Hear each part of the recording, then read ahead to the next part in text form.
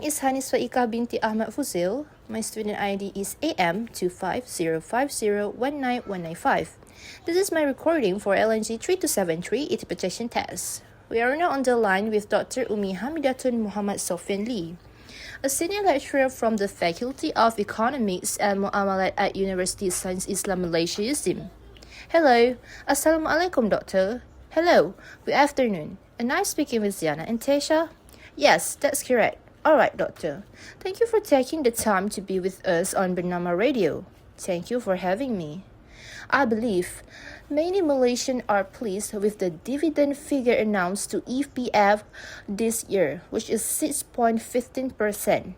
We would also like to understand how Malaysia's stable economic climate has successfully attracted quality foreign direct investment (FDI), particularly in the digital technology and artificial intelligence (AI) sectors.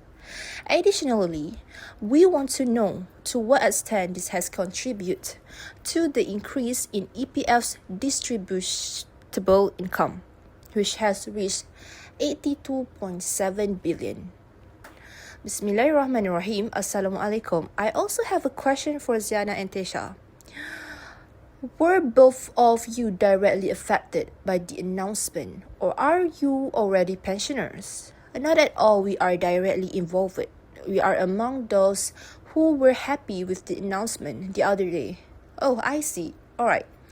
If we look at the EPF dividend announcement for the 2025 financial year, it is something that many people have been waiting for, not just us, but millions of contributors.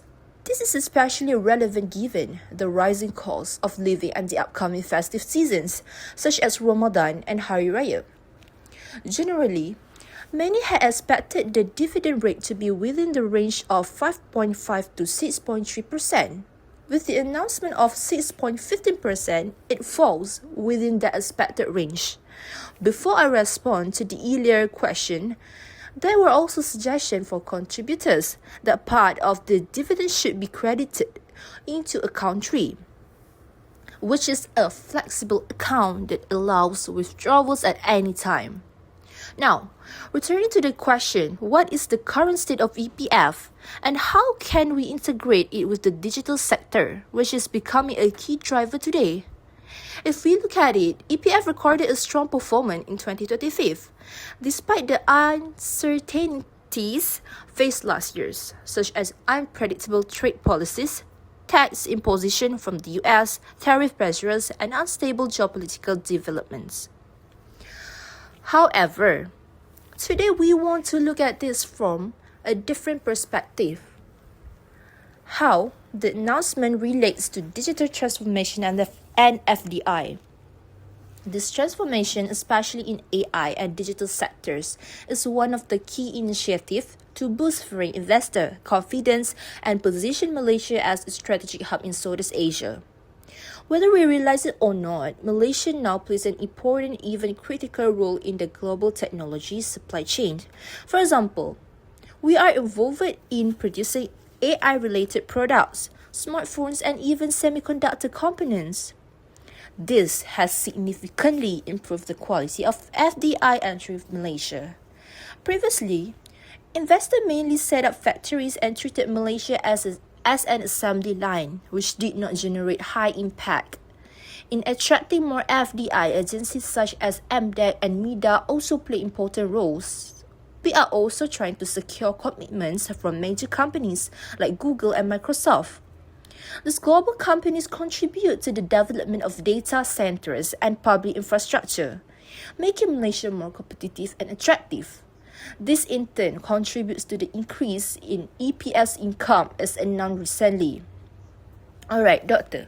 Considering that global markets are often affected by geopolitical tension, do Malaysia's strong economic fundamentals, stable labour market, and low unemployment rate act as a buffer that protects EPS portfolio? If we look at it from a broader perspective, global uncertainties, especially geopolitical tension, can disrupt supply chains and impact Malaysia's domestic economy. However, Malaysia's stable labour market and low unemployment rate serve as important buffers to maintain financial stability.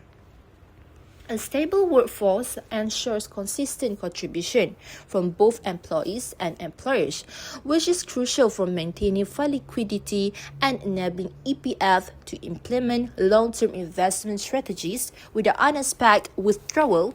When more people are employed, the contribution base becomes wider and more sustainable.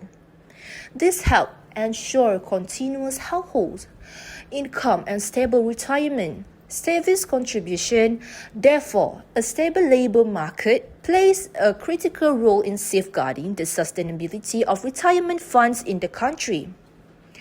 That's very insightful, Doctor.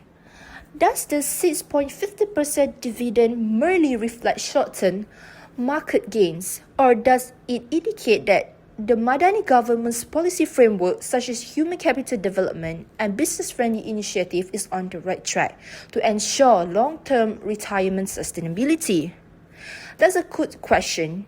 In my opinion, we should not view the 6.15% dividend merely as a reflection of short-term market performance. Instead, it should be seen as an indicator of economic strength and the effectiveness of broader government policies.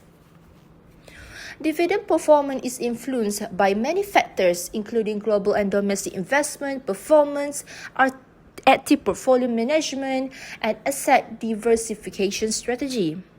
EPF must ensure proper diversification across fixed income, real estate, and alternative investment to reduce risk and avoid over-reliance on a single market. At the same time, a competitive dividend rate reflects a stable domestic economic cycle. It also aligns with the Damani government's focus on human capital development, strengthening the labour market, and supporting business growth. Additionally, EPF may consider expanding its exposure to international investment and exploring alternative strategies to enhance return while managing risk effectively. Alright, thank you Dr. Umi for joining us and sharing your insight on this matter.